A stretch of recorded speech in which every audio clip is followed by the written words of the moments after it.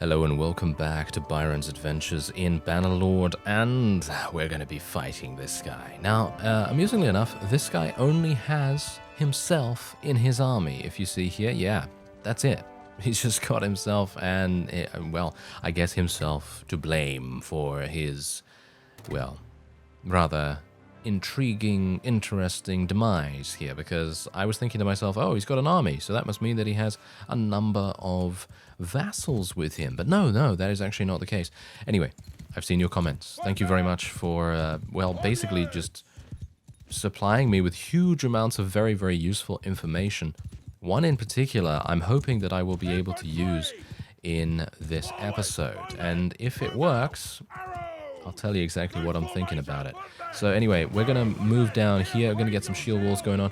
Now, bear in mind that what I will be doing is the main thing right now is having a large army.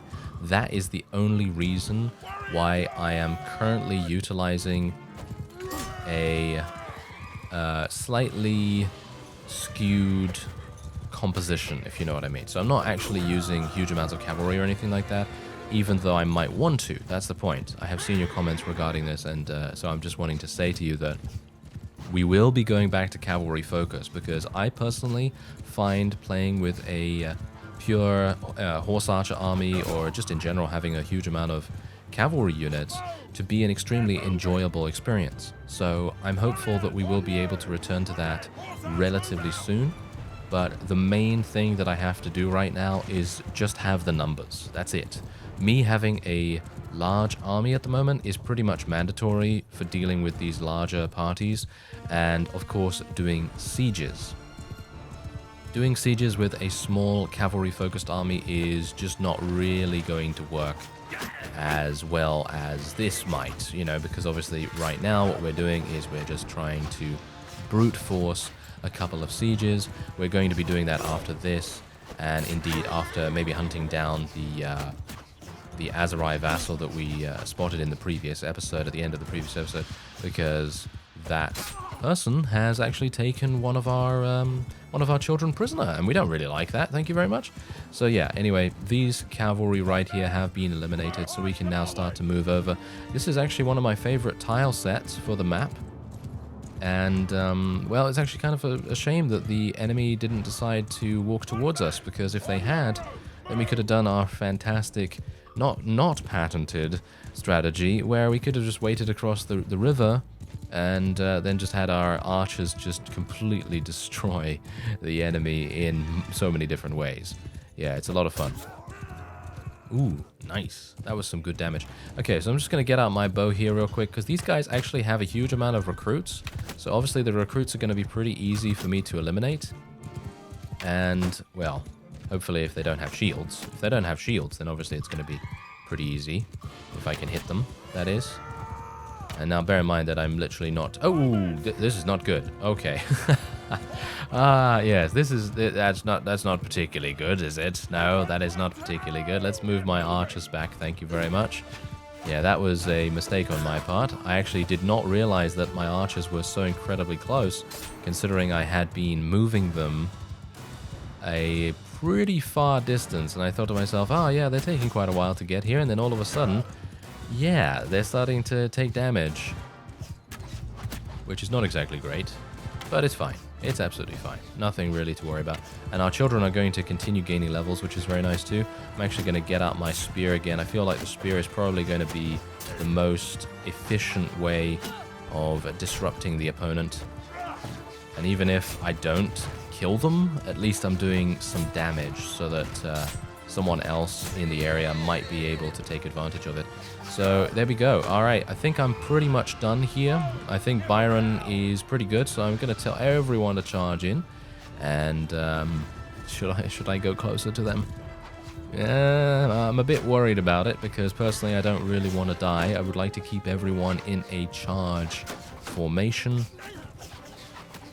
but I kind of want to... Yeah, oh, there we go. Oh, a little bit of damage. I actually really, you know, it's kind of funny. I've taken kind of a 180 in my thoughts about spear combat on foot. I actually very much enjoy it now, but maybe that's just purely because Byron is just so incredibly experienced with a polearm, and it does make it a lot easier and a lot more fun to utilize it. So that's probably the reason.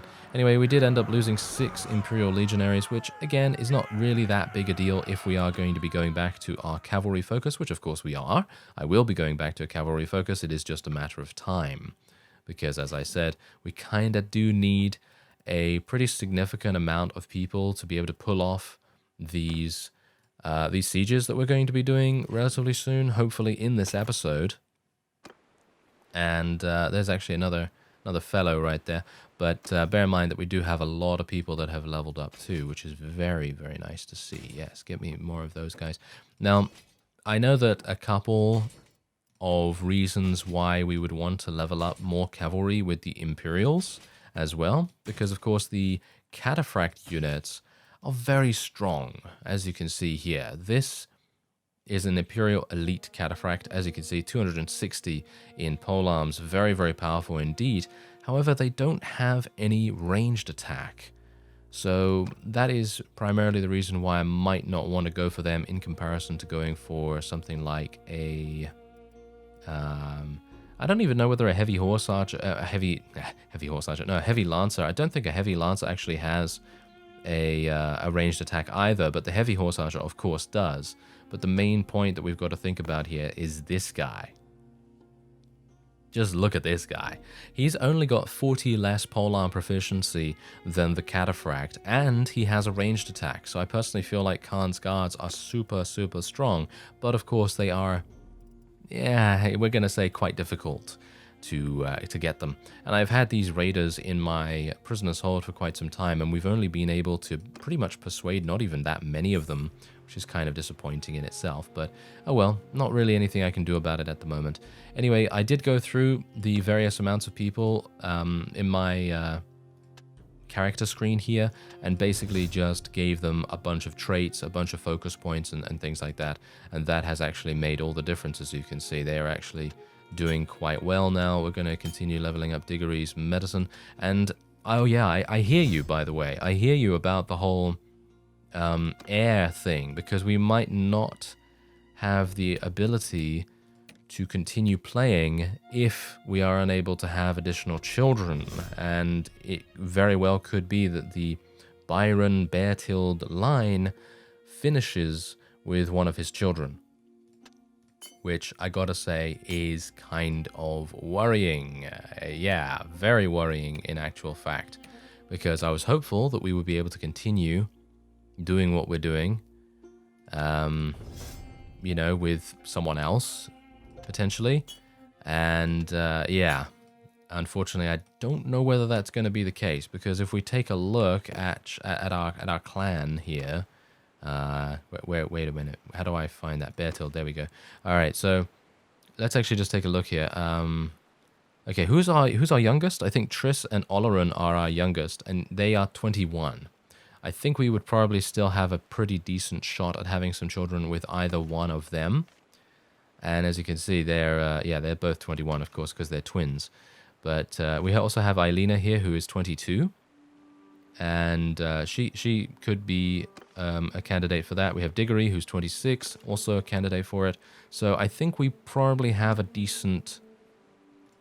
pretty decent shot at having some children and having an heir to continue the bloodline.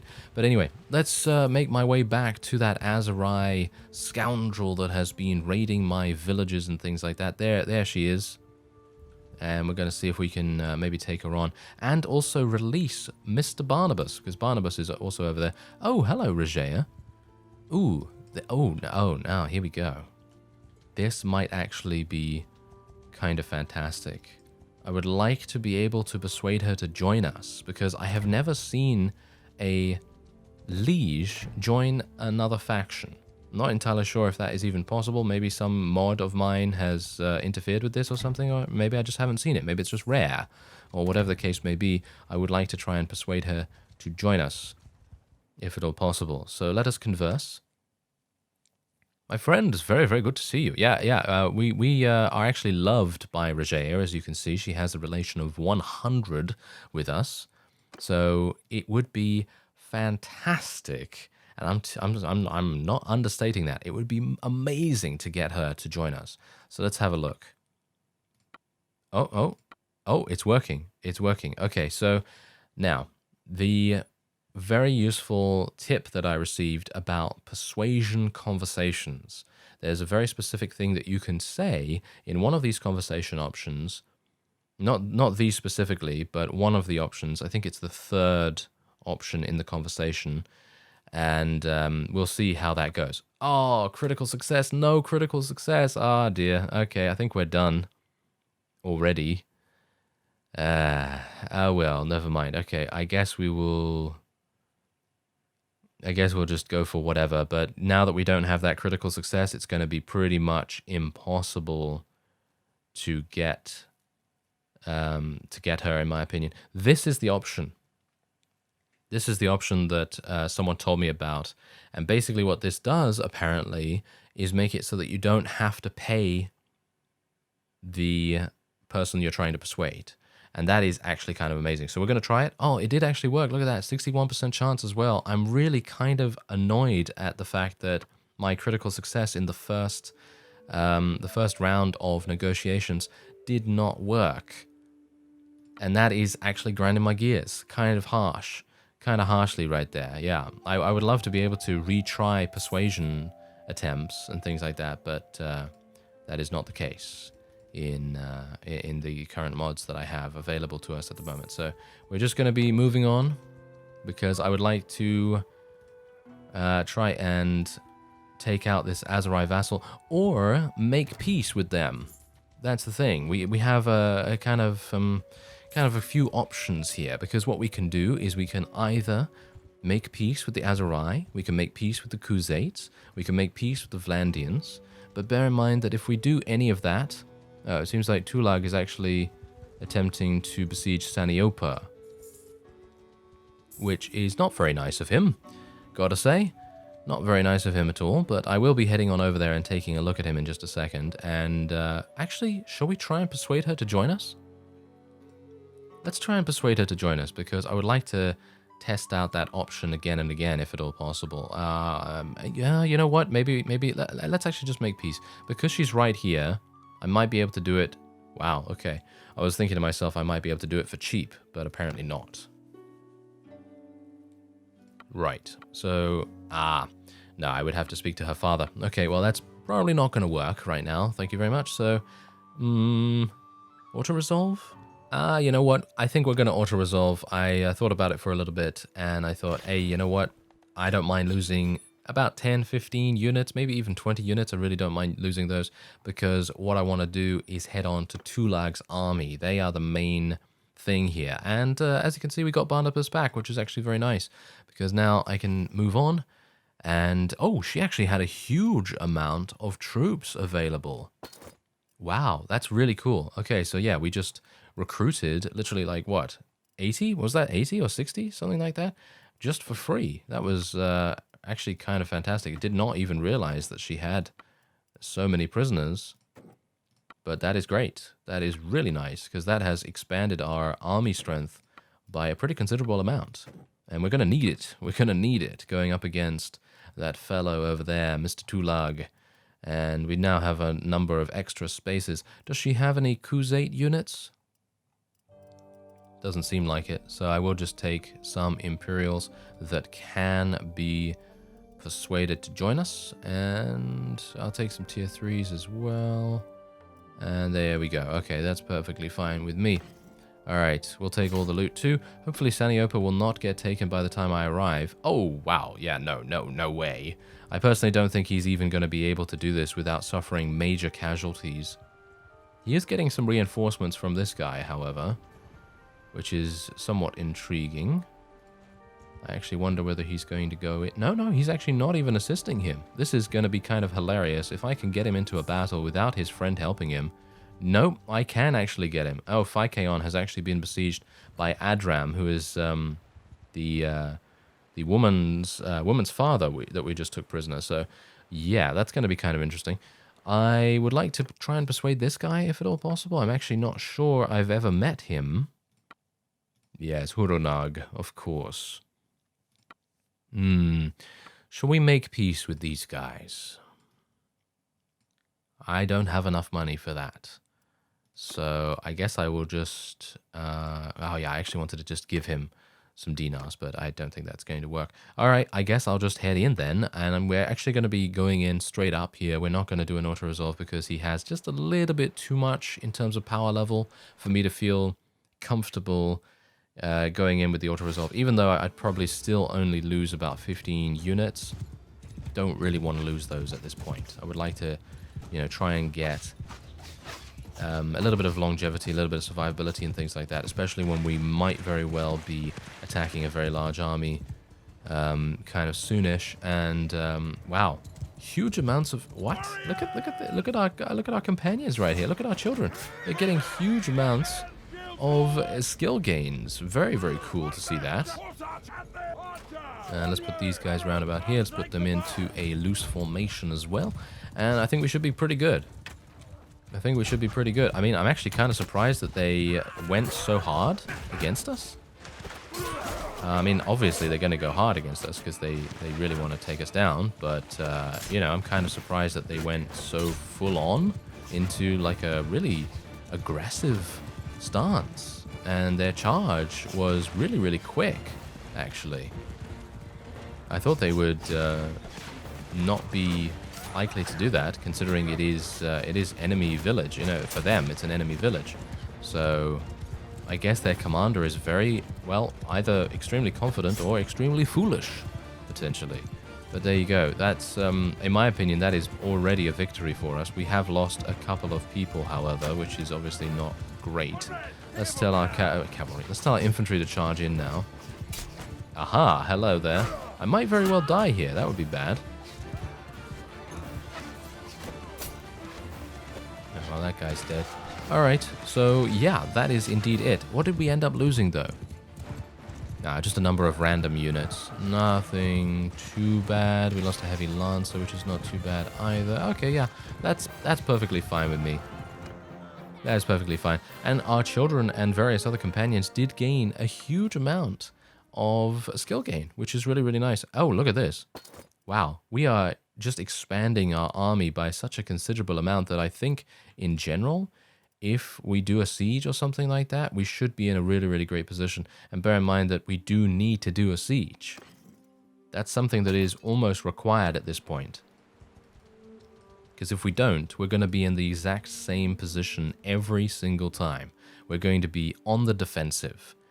And that's just not something we can sustain for the long term.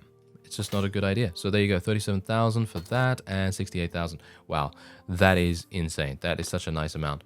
All right, so Phykeon has been besieged. Atrion Castle has been besieged. Okay, so Belgier actually has over 1,000 units. He's going to be attempting to take this that has 828. What does he have here? This guy surely doesn't have anything amazing. He's got 182 recruits, and that's pretty much it. He's got Levy crossbowmen. He has barely anything of note. Okay. This might be pretty cool. Okay, so my thought process right now... how many does this guy actually have here? Ooh, okay. He's got literally 1,200 units. So this is going to be very difficult for us to deal with right here. So... Phykeon, how's it doing? 928. So that should still be pretty good for a suitable amount of time. So what I'm going to do is I'm going to actually follow Tulag's army at the moment. Seems like he is actually starving his units right now. As you can see, they seem to be... Oh, no. Oh, look at this. What? Oh, the betrayal. Did you see this? Yes. This mercenary company just literally left Belgier's army at the drop of a hat. Very nice to see that. Okay, that's great. Because that means that we will very easily be able to take them on now without too many difficulties. I'd like to speak to Tulag, and I'd like to speak to Belgier if at all possible, because I have a feeling that I will be... Oh, are they gonna team up against me if I attack them here? That would be bad. Yes, that would be very bad. I'm actually kind of surprised they're not wanting to attack me right now. Okay, let's go in and see if I can persuade him. Ah, finally. Okay, I finally caught up with him. Now, you can see here that the power level disparity between us is actually quite significant. However, do bear in mind that the reason for that is because I did not wait a suitable amount of time for his army to become weakened. Because he was actually hemorrhaging units. Like, he has no food whatsoever, so the starvation is kicking in and causing a lot of them to become unconscious. And that's perfect for us. So if I do fail to persuade him to join us, then we could potentially leave, I think. Can we still leave? Yes, we can still leave, as you can see right here. So then I would be able to get away from him. And then who knows? Who knows? We might actually have something going on here. Okay, here we go. Here we go. All right, so we failed Regea's 67% chance or 61% chance or whatever it was before. So let's hope that we do it. Ah, there we go. Nice. All right, here we go. Here we go. Okay, okay, I don't really know which one. What about this one? Okay. Ooh, okay. We only need one more. One more. We're going to do the 85%, and this is the good option. Boom. Yeah, there we go. Okay, that actually worked. So hopefully... No, okay. We still have to pay. Unfortunate, unfortunate. Okay, so how much... He has 8 million gold. Is it because I've just paid him every single time I've met him or something like that? I mean, what a crazy guy. Yeah, that's a super crazy guy right there. Okay, so, yeah, I'm not going to be attacking him or anything. Shall we? Shall we actually attack him? Because if I do end up attacking him, I mean, how is Phykeon doing at the moment? Can I see? 907 still. And we are... Kareth is actually attempting to attack this castle here. 321. And then Curion. Okay, okay. Not entirely sure. Who actually leveled up here, by the way? Because I think we do have a couple of level ups. Yeah, riding skill. And what else do we have going on here? I really wish they would tell me which one. I mean, obviously they do with the little marker here, but, you know, it would be nice to see the little one a little bit easier. Anyway, let's have a look. Stationary or moving. I think moving is better because usually people are going to be running away or moving in some way to get away from a bad situation. Okay, so I'm going to shadow these guys for a little bit of time, and then we're going to go in against them. Ooh, what do we have here? We actually have 2 different armies. Vipon is leading the other one, and they are attempting to besiege Myzea. Now, here's the thing. I would love to be able to make peace with one of these factions. Absolutely would love to make peace with any one of them, to be honest. However, the problem is that I can't really do that. I don't have enough money to be able to do that, so that is kind of bad in many, many ways. So I've got to be a bit careful here, however, because I cannot let Vipon get too close to me, as he is more than likely going to assist his friend over here. Bear in mind that they're going to lose cohesion relatively soon as well, so I have to be on the ball for that, because if their army disbands, they're going to be pretty quick to disperse, and I do want to get most of them captured. There's 5 of them in this army right here, and just look at their strength dwindling. It's crazy how fast it dwindles. It really is. So let me see here. I'd like to hire some mercenaries, actually. There's Elias. Oh, very, very good, Elias. What do you have? Oh, yeah, I did give him some good units, but he's actually using Sturgian recruits. I'm not entirely sure why you're using Sturgians, fellow, but okay. I guess that's just how it's going to have to be for the moment. Oh, do you want to fight this guy with me? Yeah, come on, Elias, let's do this. Okay, I don't want to actually fight at night if at all possible, so could you just wait a second? Elias is like, no, I cannot wait a second. I must move in right away. I must eliminate the Lannisters. That's not this. I must eliminate the Crusade. There we go. Because obviously he's Elias Mormont. if you know the backstory. Anyway, there you go. Let's do it. They only have 205, and bear in mind, you saw what the power level was beforehand when they had 460, but now they have significantly less because of their food situation. And this is exactly the reason why I personally feel like having starvation mechanics in a siege situation would be very cool, because then it just adds that additional layer of strategy as well, because you're going to be cutting off supply lines, you're going to be trying to eliminate as many caravans, as many villages and villagers as you possibly can. And as a result of that, then the town will have much less supply, and you'll probably be able to weaken the garrison so significantly that you should be able to take it without too many difficulties, which obviously takes time. It does take time. Bear that in mind. Starvation is not a quick fix for any kind of really fast siege method, but it's good. You know, it's good for being able to have a bit more security, I guess you could say. I'm actually going to die here, I think.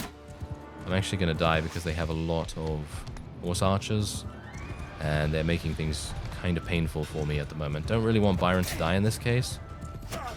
Oh, never mind. Got shot in the neck. Ouch. That definitely hurt his back too, didn't it? Yeah. Anyway, there you go. I guess we'll just speed things up a little bit and see what happens. I mean, it's more than likely that this is going to be a total and complete victory for us. However, do you see the amount of casualties that we're taking on the right side of the screen here? Those casualties are purely for the fact that when archers auto-delegate themselves, they don't really have a very good control scheme. Most of the time they'll enter into some kind of weird skirmish mode, and that will create a lot of problems in the aggressiveness of the archers. They'll just basically move back and forth, and when you have a huge amount of crossbowmen, for example, that need to stand still for a considerable period of time to be able to reload and things like that, it's just not good enough, you know? It's just really not good. So that kind of skirmishing is not great for those kinds of units. But anyway, we did get a lot of level ups from that, and a lot of people to potentially persuade to join us as well. Now, if I could just make peace with one faction, I think it would probably be the Aserai at this point, because I personally feel like Aserai are going to be very difficult for me to deal with. As I've said beforehand in this series, the Aserai units, especially the ones that are equipped with throwing weapons, they are they're pretty good, you know? They're pretty good. They actually do a lot of damage, and they are very easily capable of eliminating horse archers and indeed cavalry units very easily. And so if I have a cavalry-focused army, you can kind of guess where that's going. Anyway, Vipon is coming over, isn't he? Oh, no, he's actually not. I thought he was going to besiege Myzea, but apparently he thought differently. Okay, so let's go to Phykeon and actually... Oh, no, apparently, apparently that fellow also thought differently about that. Okay, that's interesting. So what I'm going to do instead... Oh. Wow, okay, that's a large army if ever I saw one. What do you have in there, sir? Whoa, okay, you got some pretty cool units. Look at that. He's got Imperial Elite, he's got Dark Khans, he's got... What has he got? I don't know, Heavy Lancers, Heavy Cavalry from Aserai. He's got Palace Guards. Wow, okay. That guy really means some pretty big business right there. And I'm actually going to go and besiege this castle if I can, because Kareth apparently is giving up on this. But I would like to be able to take it and then potentially award it to the clan that needs something from us. Actually, let me just go over to the kingdom screen here, because who is it? Impestores, yes, Impestores, and they are the Incurian and Miron clan, and I would like to be able to give them a fief. So even if I can give them this castle, then that's going to be kind of good for us. So let's try it out. I think I'm probably going to go straight up in here, and I'm just going to go with a battering ram and a siege tower. Actually, you know what? I think I'm just going to auto-resolve this. I think I'm just gonna auto-resolve it. I think I'm gonna take quite some significant casualties right here. I'll probably take, I'm gonna say probably 40. More than that. Yeah, more than that. Okay, yeah. 50. Okay, that's perfectly fine. I really don't mind about that, because the main thing that I wanted to do here was just get it out of the way. Just get that out of the way straight up, and then we will be able to concentrate our efforts elsewhere, and we won't have to take a huge amount of time to take this, because let's face it, we don't really have the time to sort of wait around in these areas and just, you know, do a siege, unless it is, of course, a town of some kind. I personally feel like having a town siege is going to be much, much more important. Okay, so we are going to resolve the owner, and it's going to go to Incurion, of course. Everyone supports him, actually, which is quite nice, apart from Calatilde, of course. Yes. Okay, well, Incurion is going to be getting it because he has none, and it would make sense. And now, hopefully, he will not leave. Hopefully, he won't leave, because that would be pretty awful. Okay, my party is now slaughtering some animals in order to eat, so I should probably go over and see what's going on. We have now ransomed Yana from the Khuzaits as well, which is pretty good. And otherwise, there's Incurion's army with 238. Okay, not too bad. Korinia Castle is actually under siege. What? By Vipon's army. Where is that? Oh, it's all the way down here. Okay, I actually don't mind if this gets taken. It has 744 in the garrison right now. That should be pretty decent for a defense, potentially. But otherwise, I'm just trying to make as much money as I can possibly get my hands on, so that I can maybe make a bit of a peace agreement here and there. And bear in mind that I'm going to have to sell most of this individually, because if I sell this all together, I'm literally going to bankrupt my Zaire, and I don't really want to do that. I'd like to leave them with about 15,000 potentially, something like that. I just want to get some cash. There we go. Okay, and we're gonna maybe. Oh, they really don't have any food, do they? It's kind of difficult. It's kind of difficult, especially when your supply lines are so incredibly hard hit that most of your towns just don't have enough in the way of food, even to supply your own army. As you can see, we're having some difficulties here. Yeah, we've got 11 days. So it should be okay. Oh dear, Calatilde has now been taken prisoner. Sestadime Castle. Who's this? Desporion. What do you have? Do you have anything good? Yeah, he has 28 heavy lancers, but apart from that, well, we might be able to deal some damage to him, but yeah, as I've said before, we are going to need to make peace somehow, so hopefully we'll be able to make peace with the Khuzait or something like that. I mean, I think it's in my opinion, I feel like it's in their best interest to do that, but as you've no doubt seen, they're kind of stubborn. Yeah, they're kind of stubborn. So let's just buy a bunch of this. There we go. That's not really doing much, is it? No. It's not really doing much. Okay, so we'll sell all of that. Yeah, that's just too much, as you can see. That is just absolutely too much. So let's just sell by doing this again. I just have so many pieces of armor that I don't really feel comfortable selling it all in bulk, because every little bit helps at this point. We're going to leave them with 5,000. Ugh, I didn't really want to do that either, because leaving them with 5,000 is kind of bad. Anyway, Lycaron has 930. Let me see if I can call for an army. No. Not really, not really. Most of the people are already in an army, as you can see right there. So that's... yeah, that's kind of frustrating as well, because I feel like I'd probably be able to do quite nicely if I just had a little bit of backup here and there. Oh, I can actually create a new party as well, which we probably will want to do, but I now have 500,000 gold, so I should be able to make peace with someone. But speaking of that, making peace is not really something I feel is worth it, because I'm still doing okay. Barnabas is consistently getting himself taken prisoner, which is not great, but I can't really do, I can't control him, can't control him, so he's just going to have to do what he does. And this guy's moving at 4.9. There is no way I will ever be able to catch up to this fellow. Korinia Castle is still under siege over there. How is it going? 741. Seems like they're not really doing anything right now. And this guy is going to get trapped. So what I'm going to do is I'm going to use the arrow keys now to see if I can maybe just head him off a little bit, because the mouse is actually kind of inaccurate. Don't know whether you've noticed that. I was almost able to head him off, but unfortunately, it seems like I will have to give up for the moment.